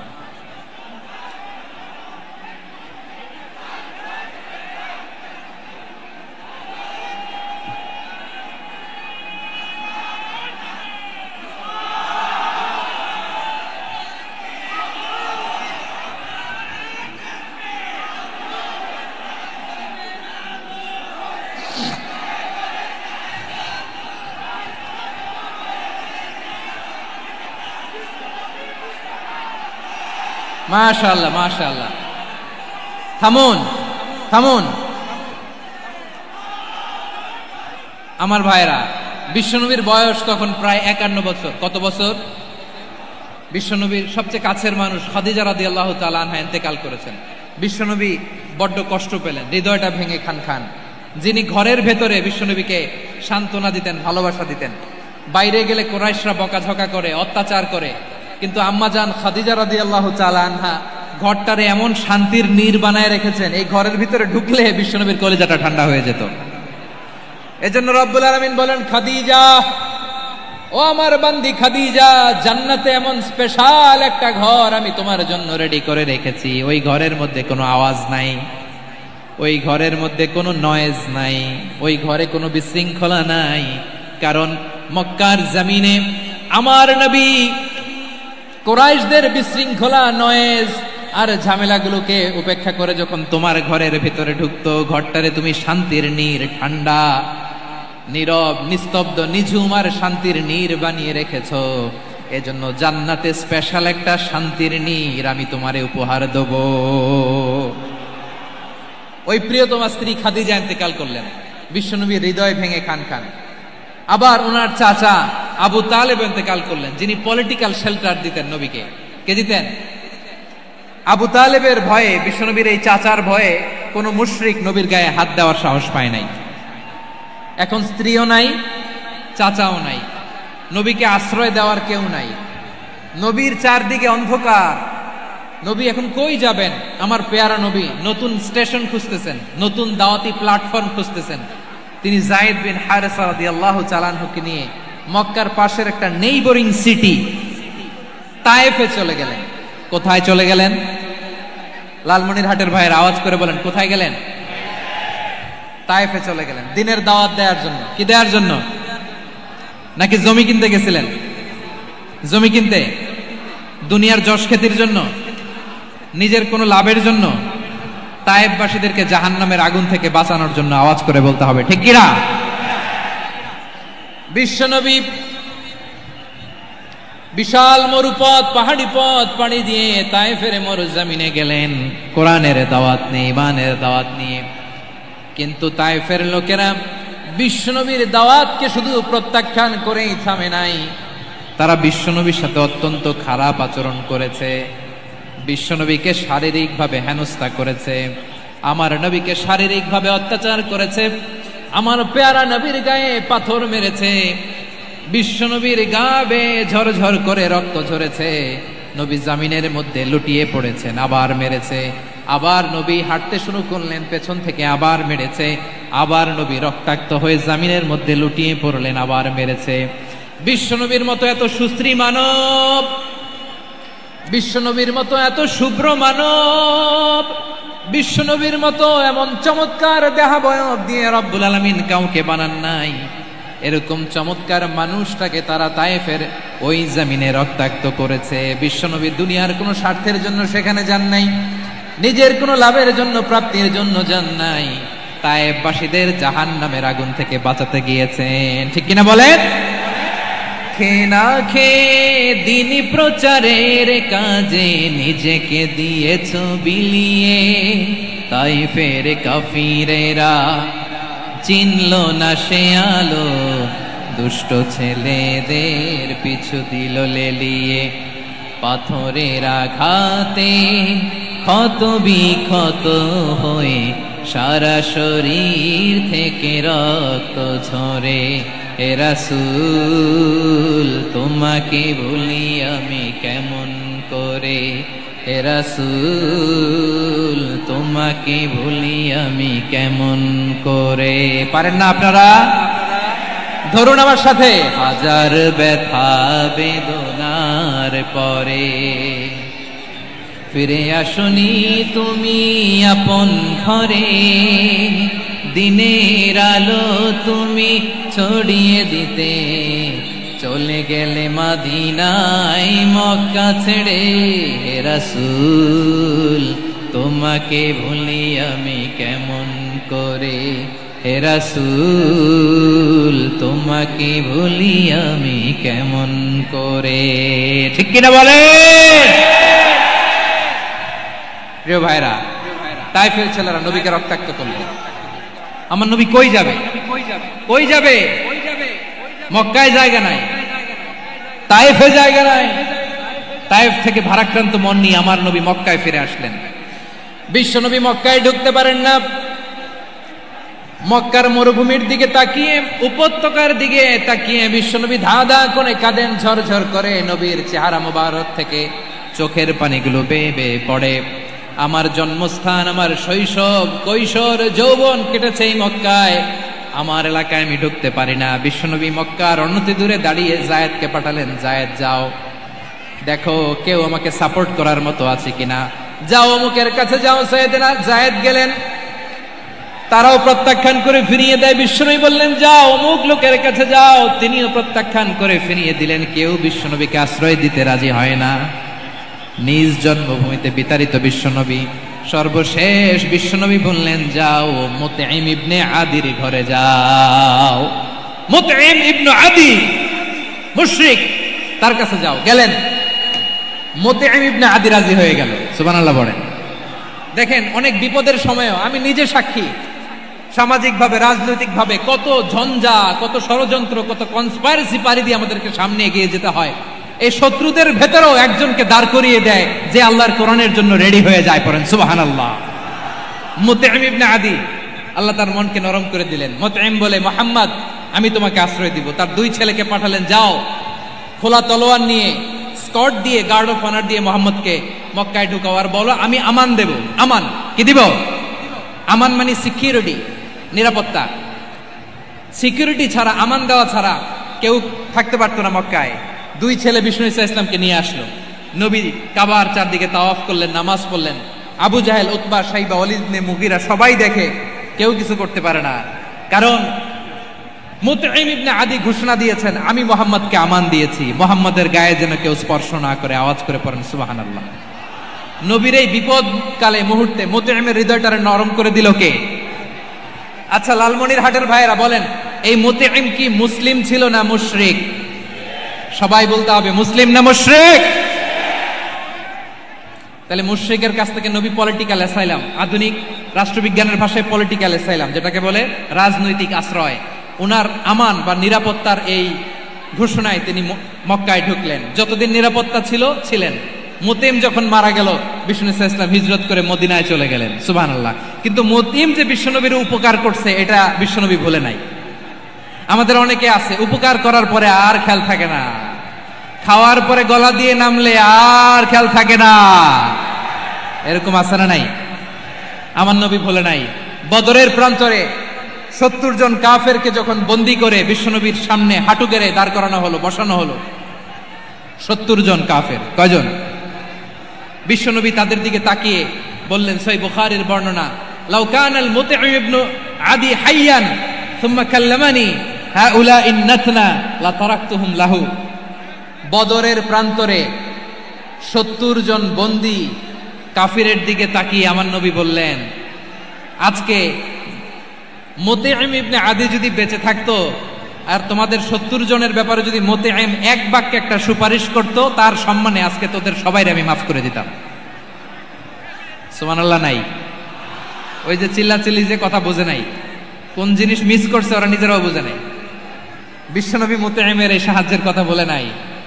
70 জন মুশরিক হাঁটু গেড়ে বসা, নবী চাইলে এখনই এক্সিকিউশন অর্ডার দিতে পারে।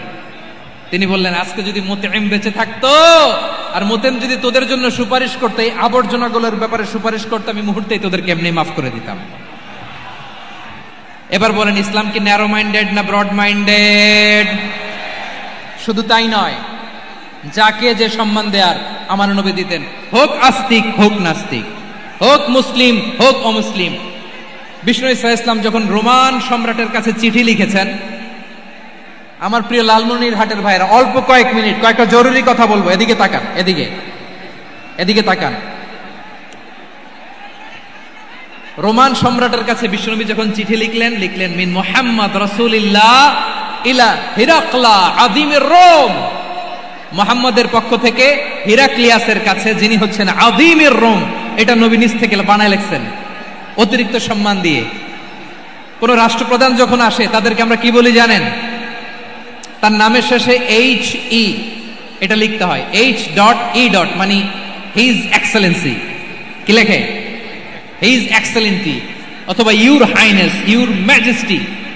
দেখেন, বিশ্বনবী সাল্লাল্লাহু আলাইহি ওয়াসাল্লাম সব নবীদেরও নবী, তিনি একজন মুশরিক খ্রিস্টান সম্রাট রোমান সম্রাটের কাছে চিঠি লিখতে যায়, লিখতেছে ইলা হিরাকলা আযীমির রোম, হিরাক্লিয়াসের কাছে আমার চিঠি, যিনি রোমের আযীম, হিজ হাইনেস, মানে রোমের অনেক সম্মানিত এক বাহাদুর। আওয়াজ করে বলেন সুবহানাল্লাহ। তার মানে যাকে যে সম্মান দেয়ার এটা বিশ্বনবী দিতেন। এমনকি যে ইহুদিরা ভালো ছিল, এই ইহুদিদেরও প্রশংসা করেছেন বিশ্বনবী মুহাম্মদুর রাসূলুল্লাহ সাল্লাল্লাহু আলাইহি ওয়াসাল্লাম। এক ইহুদির প্রশংসা করেছেন বিশ্বনবী। ইহুদির কার? আমি তো আমার ভাইয়ের প্রশংসা করি না, আমি তো এক আলেম আরেক আলেমরে স্পেস দেই না, আমি তো এক দায়ী আরেক দায়ীর সাথে বসতে চাই না। আমার নবী ইহুদির প্রশংসা করে। কার প্রশংসা? ওই ইহুদির নাম ছিল মুখাইরিক। সিরাত গ্রন্থ ঘাটলে পাবেন। তিনি বলেছেন মুখাইরিক খাইরু ইয়াহুদ, Mukhayriq is the best of the Jews. জুইসদের মধ্যে সে সবচেয়ে ভালো। কেন প্রশংসা করলেন তার? এর কারণ মদিনা চার্টারে কথা ছিল সব ধর্মের মুসলিম, মুশরিক, ইহুদিরা মিলে মদিনাকে রক্ষা করবে। কিন্তু তৃতীয় হিজরিতে যখন উহুদের যুদ্ধ শুরু হলো, সবার কথা ছিল যেই আক্রমণ করে আমরা মদিনাকে বাঁচাবো। কোন শহরকে বাঁচাবো? মদিনাকে। কিন্তু কুরাইশরা যখন অ্যাটাক করলো, ইহুদিরা আর আসে না, ইহুদিরা আর বেরোয় না। বিষ্ণু বললেন, ওহে ইহুদিরা, তোমরা না চুক্তি করলে আমার সাথে যে মদিনা বাঁচাতে সবাই ঝাঁপিয়ে পড়বো, আসো। একটা ইহুদিও বেরোয় না, কেউ আসে নাই সেদিন, একজন ছাড়া। তার নাম মুখাইরিক। তার নাম কি? মুখাইরিক বাহাদুরের মতো ঘোড়সাওয়ার হয়ে বেরিয়ে গেলেন এবং বললেন, গোটা ইহুদি সাম্রাজ্যের একজনও যদি না আসে, আমি মুখাইরিককে কেউ ঘরে আটকে রাখতে পারবে না। বেরিয়ে আসলেন, এসে বললেন, আমি মুহাম্মদের পক্ষে যুদ্ধ করব। আমি মারা গেলে আমার সম্পদ আমার উত্তরাধিকারীরা পাবে না, আমার সম্পদ তোমরা মুহাম্মদকে দিয়ে দিবা। সুবহানাল্লাহ বলেন। উহুদের ময়দানে 70 জন মুসলমান শহীদ হলো। এই ইহুদি, সেও মুসলমানের পক্ষে যুদ্ধ করে নিহত হলো। সুবহানাল্লাহ বলেন। মুসলিমদের লাশ যখন নিয়ে আসা হলো, এই মুখাইরিকের লাশও নিয়ে আসা হলো। মুসলিমদের লাশের পাশে মুখাইরিকের লাশ দেখে বিশ্বনবী মুখাইরিকের প্রতি অনেক খুশি হলেন। আর বিশ্বনবী খুশি হয়ে বললেন, মুখাইরিক খায়রু ইয়াহুদ, মুখাইরিক যদিও তুমি ইহুদি, তারপরে তুমি সব ইহুদিদের মধ্যে সেরা ইহুদি। পড়েন সুবহানাল্লাহ। আমার নবী ইহুদিকেও সম্মান দিতে কার্পণ্য করে নাই। আওয়াজ করে বলেন আল্লাহু আকবার। প্রিয় ভাইরা, এবার সর্বশেষ আওয়াজ করে বলেন, ইসলাম কি ন্যারো মাইন্ডেড নাকি ব্রড মাইন্ডেড? সবাই বলেন, ন্যারো মাইন্ডেড না ব্রড মাইন্ডেড? এজন্য অমুসলিম হইলেই তারা আমাদের শত্রু নয়। শত্রু কারা? এই লালমনিরহাটের ভাইয়েরা শোনেন, শত্রু কারা? যে সমস্ত অমুসলিম আমাদেরকে নিশ্চিহ্ন করে দিতে চায়, যে সমস্ত অমুসলিম আমাদের ভূখণ্ড থেকে আমাদেরকে তাড়িয়ে দিতে চায়, যে সমস্ত অমুসলিম আমার ধর্ম নিয়ে তুচ্ছ-তাচ্ছিল্য করে চিল্লায় বলেন ঠিক কিনা, তারা আমাদের শত্রু। সাধারণ অমুসলিমরা আমার শত্রু নয়।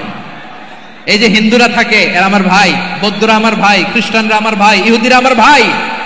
তারা দিনই ভাই নয়, তারা মায়ের পেটের ভাই নয়, তারা মানবিক দিক থেকে ভাই। ও মানুষ, আমিও মানুষ, ইসলাম মানুষকে সম্মান করে চিল্লায় বলো ঠিক কিনা। যারা আমাদের অস্তিত্বকে নিশ্চিহ্ন করতে চায়, যারা আমাদের ভূখণ্ডকে দখল করতে চায়, যারা আমাদেরকে নিয়ে মকারি করে, ফান করে, টিটকারি করে, আমার ধর্ম নিয়ে খেলা করে, তাচ্ছিল্য করে, ওদের বিরুদ্ধে আমাদের জিহাদ। সাধারণ মুসলিম আমাদের শত্রু নয়। আপনি জানেন নিউ ইয়র্কে, আমি তো নিউ ইয়র্কে ছিলাম অনেকদিন, ওখানে ফিলিস্তিনিদের পক্ষে যখন আমরা মিছিল করেছি, অনেক ইহুদি আমাদের সাথে মিছিলে দাঁড়িয়েছে। কারণ ওরাও জানে এই ভূখণ্ড ফিলিস্তিনিদের ভূখণ্ড। আওয়াজ করে বলো লালমনিরহাট ঠিক কিনা। ইসরায়েলের রাজধানী খোদ তেল আবিবে অনেক ইহুদিরা বেঞ্জামিন নেতানিয়াহু তার বিরুদ্ধে মিছিল করেছে। তো তারা কি আমাদের শত্রু? না। অনেক খ্রিস্টান আমাদের সাথে আমাদের স্বার্থ রক্ষায় আমাদের পাশে দাঁড়িয়েছে। খেয়াল রাখবেন, হিন্দু আর হিন্দুত্ববাদ এক নয়, ইহুদি ধর্ম আর জায়নিজম এক নয়। জায়নিজমের বিরুদ্ধে আমাদের সংগ্রাম, আমাদের জিহাদ, চিল্লায় বলেন ঠিক কিনা। এই যে ফিলিস্তিনের ভাইরা, তারা তাদের স্বাধীনতা সংগ্রামের জন্য লড়াই করছে, করে যাচ্ছে, আমরা এটাকে সমর্থন জানাই, চিল্লায় বলো ঠিক কিনা। কাশ্মীরের ভাইরা স্বাধীনতার জন্য সংগ্রাম করছে, আমরা সেই সংগ্রামকে সমর্থন জানাই, আওয়াজ করে বলো ঠিক কিনা। যারাই আমাদের ইসলামকে নিশ্চিহ্ন করতে চায় তাদের বিরুদ্ধে আমাদের সংগ্রাম, আওয়াজ করে বলতে হবে ঠিক কিনা। ওই সমস্ত দুর্বৃত্তদের সাথে আমাদের কোনো সম্পর্ক নাই। আমরা যদি ঐক্যবদ্ধ থাকতে পারি, ওই দুর্বৃত্তরা চান্স পাবে না। আমরা ঐক্যবদ্ধ থাকতে রাজি আছি। লালমনিরহাটের ভাইরা, আমরা ঐক্যবদ্ধ থাকলে ওই দুর্বৃত্তদের কালো হাত ভেঙে দিতে আমাদের সময় লাগবে না। তাদের কালো হাত ভেঙে দিতে রাজি আছে মুসলমান? কারা কারা রাজি? দু হাত তুলে দেখাও।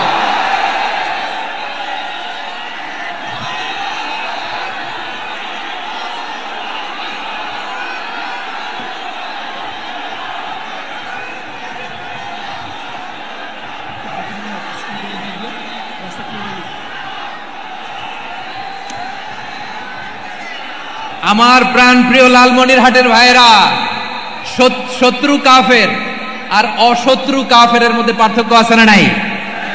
আবু তালেবও মুশরিক, আবু জাহেলও মুশরিক, কিন্তু দুই মুশরিকে পার্থক্য আছে না নাই? আবু তালেব নবীর চাচা, মুশরিক, মারা গিয়েছে মুশরিক অবস্থায়, কিন্তু আজীবন আমার নবীকে আগলে রেখেছে, আমার নবীকে সাপোর্ট করেছে, ভালোবেসেছে। আবু জাহেলও মুশরিক, মারা গিয়েছে মুশরিক হিসেবে, আজীবন আমার নবীর বিরুদ্ধাচরণ করেছে। আবু জাহেলের শক্তি, সামর্থ্য, স্ট্র্যাটেজি, প্ল্যান সব আমার নবীর বিরুদ্ধে ছিল। আবু জাহেলের কারণে একটা দিন শান্তিতে আমার নবী মক্কায় ঘুমাতে পারে নাই, চিল্লায় বলেন ঠিক কিনা। এজন্য রব্বুল আলামিন বলেন, লা ইয়ানহাকুমুল্লাহু আনিল্লাযীনা লাম ইউকাতিলুকুম ফিদ-দীনি ওয়া লাম ইখরিজুকুম মিন দিয়ারিকুম আন তাবাররুহুম ওয়া তুকসিতু ইলাইহিম ইন্নাল্লাহা ইউহিব্বুল মুকসিতিন।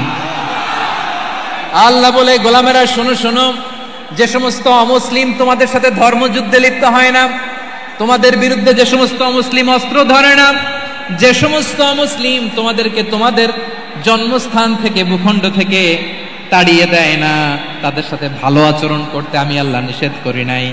তাদের সাথে সদাচরণে কোনো নিষেধাজ্ঞা নাই, বরং তাদের সাথে সদাচরণ করো, এটাই আমি আল্লাহ চাই। তাহলে আমার যে অমুসলিমরা আমাদের সাথে শত্রুতা করে না, তুচ্ছ-তাচ্ছিল্য করে না, আমাদের ভূমি থেকে আমাদেরকে উচ্ছেদ করতে চায় না, আমাদের বিরুদ্ধে অস্ত্র ধরে না, ওই অমুসলিম ভাইদের সাথে আমাদের কোনো দ্বন্দ্ব আছে? কোনো বিরোধ আছে? বরং আছে ভালোবাসা। বরং আছে কি? এই ভালোবাসা দিয়ে আমরা বিশ্ব জয় করব। রাজি আছে মুসলমান? আমাদের পুঁজি ভালোবাসা। আমাদের পুঁজি কি? এবার আওয়াজ করে বলেন, আমার এই পুরো আলোচনা থেকে the religious coexistence, peaceful coexistence, শান্তিপূর্ণ সহাবস্থান, কমিউনাল হারমোনি, এই সাম্প্রদায়িক সম্প্রীতি, এই আলোচনা থেকে কি বুঝলেন? ইসলাম কি ন্যারো মাইন্ডেড না ব্রড মাইন্ডেড? এই ব্রড মাইন্ডেড হৃদয় নিয়ে ভালোবাসা দিয়ে আমরা বিশ্ব জয় করতে চাই। রাজি আছেন? আল্লাহ কবুল করুক, আমরা সবাই পড়ি আমিন। লালমনিরহাটের জেলা স্টেডিয়ামে আমার প্রিয় মায়েরা বোনেরা, আপনাদের জন্য একটা হাদিস বলে শেষ করব। বিশ্বনবী বলেন, আমার মায়েরা খেয়াল করে শুনুন, বিশ্বনবী আপনাদের উদ্দেশ্য করে বলেন, আল মারআতু ইযা সাল্লাত খামসাহা ওয়া সামাত শাহরাহা হাফিজাত ফুরুজাহা আতাআত বা'লাহা ফালতাদখুল মিন আইয়ি আবওয়াবিল জান্নাতি শাআত। বিশ্বনবী বলেন, ও রমণীরা, ও নারীরা, যে সমস্ত নারী এই চারটা কাজ করবে, এই চারটা কাজের গ্যারান্টি দিবে, তাদেরকে জান্নাতের 8টা দরজার গ্যারান্টি দেয়া হবে। কি চারটা কাজ? 1 নাম্বার, আল মারআতু ইযা সাল্লাত খামসাহা, যে নারী 5 ওয়াক্ত নামাজ পড়ে। কি করে? জেলা স্টেডিয়ামে অবস্থানরত আমার নারীরা বোনেরা, বিশ্বনবী আপনাদেরকে 4টা কাজের কথা বলেছেন, খুব বেশি না। 4টা করলে 8 জান্নাতের দরজা সব খোলা। কোনটা দিয়ে যাবেন? যেটা দিয়ে মনে চায়। 1 নাম্বার 5 ওয়াক্ত নামাজ। আমার বোনেরা জোহরের নামাজ পড়তে পড়তে এটা আসরে নিয়ে যায়, আসর পড়তে পড়তে এটা মাগরিবে নিয়ে যায়। এরকম আসরা নাই? লালমনিরহাটে হয়তো নাই। আমার বোনেরা এটা করবেন না। ইন্নাস সালাতা কানাত আলাল মুমিনিনা কিতাবাম মাওকুতা, সময় মতো পড়বেন। সামাত শাহরা, রমাদানের রোজাগুলো রাখবেন। হাফিজাত ফুরুজাহা, যে নারী তার চরিত্রকে হেফাজত করে, তার প্রাইভেট হেফাজত করে, তার লজ্জাস্থান হেফাজত করে। ও মায়েরা, আপনার এই গর্ভ যে কত দামি আপনি জানেন না। আপনার এই গর্ভ থেকে জন্মাবে আগামীর সালাহুদ্দিন আল আইয়ুবী। আপনার গর্ভ থেকেই জন্মাবে ইমাম আল মাহদি আল মুনতাযর। আপনার পেট থেকে জন্মাবে আবু সাইদের মতো বীর সৈনিক। আপনার পেট থেকে জন্মাবে মুগ্ধের মতো বীর মুজাহিদ। আপনি জানেন না কে আসবে আপনার পেট থেকে। সময়টাকে কাজে লাগান, ইসলামকে বুঝেন, মানেন, আমাদের ইসলামিক লেকচারগুলো শোনেন। আমরা যে বার্তাগুলো, ইনস্ট্রাকশনগুলো, দিক নির্দেশনাগুলো আপনাদের খেদমতে রাখি, এগুলো মেনে চলুন। আপনিই পারেন আপনার ঘরটাকে জান্নাতের টুকরা বানাতে। একটা family, it's a very big institution and you are the MD, the managing director of this institution. চিল্লায় বলেন ঠিক কিনা? চাইলেই পারেন ঘরটারে জান্নাতের টুকরা বানাতে।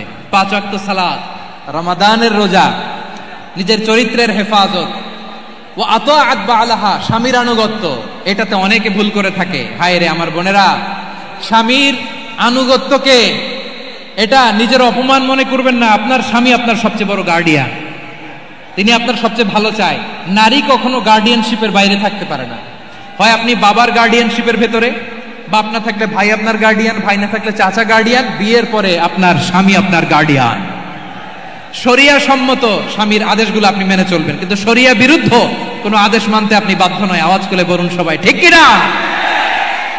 এই 4টা কাজ যদি কোনো নারী করে, বিশ্বনবী বলেন জান্নাতের 8টা দরজা খোলা। তোমার যেটা দিয়ে মনে চায় সেটা দিয়ে জান্নাতে তুমি এন্ট্রি নিতে পারবা। আমরা এখানে লালমনিরহাটের সোহরাওয়ার্দী ময়দানে আজকে যেমন একত্রিত হতে পারলাম, আল্লাহর জান্নাতেও যেন একত্রিত হতে পারে। আল্লাহ তুমি তৌফিক দান করো। আল্লাহ আমার এই কলিজার টুকরা যুবক ভাইদেরকে তুমি উমরে ফারুকের মতো কবুল করো। জেলা স্টেডিয়ামে অবস্থানরত আমার মা বোনদেরকে তুমি ফাতেমার মতো, খাদিজার মতো কবুল করো। আমাদের কলিজার টুকরা সন্তানদেরকে তুমি সালাহুদ্দিন আল আইয়ুবীর মতো কবুল করো। এই যে ইসলামিক সোসাইটি লালমনিরহাটকে আল্লাহ তুমি কবুল করো। আল্লাহ যে কথাগুলো বললাম এগুলো প্রথমে আমাকে, আমার সব ভাইদেরকে আমল করার তৌফিক দান করো। রব্বানা ظلمنا أنفسنا وإن لم تغفر لنا وترحمنا لنكونن من الخاسرين ربنا آتنا في الدنيا حسنة وفي الآخرة حسنة وقنا عذاب النار রব্বুল আলামিন আরশের মালিক, লক্ষ লক্ষ তাওহীদি জনতা দুনিয়ার কোনো কিছুর আশায় নয়, দুনিয়ার কোনো কিছুর জন্য নয়, তোমার কোরআনের প্রেমে, ইসলামের প্রেমে হাজির হয়েছে। আল্লাহ আমার ভাইদেরকে কবুল আর মঞ্জুর করে দাও। ইসলামের জন্য এই গণজোয়ার, এই উচ্ছ্বাস, এই এনার্জি শক্তিগুলোকে আগামীর ইসলামের জন্য কবুল আর মঞ্জুর করে নাও। গাড়িতে করে, হুন্ডায় চড়ে, সাইকেল দিয়ে, রেল লাইন দিয়ে, রেলে চড়ে চড়ে লক্ষ লক্ষ ভাইরা বিভিন্ন জেলা থেকে আজকের এই ঐতিহাসিক লালমনিরহাটের প্রোগ্রামে যারা জয়েন করলো, নিরাপদে তুমি আবার তাদেরকে গন্তব্যে পৌঁছে দিও।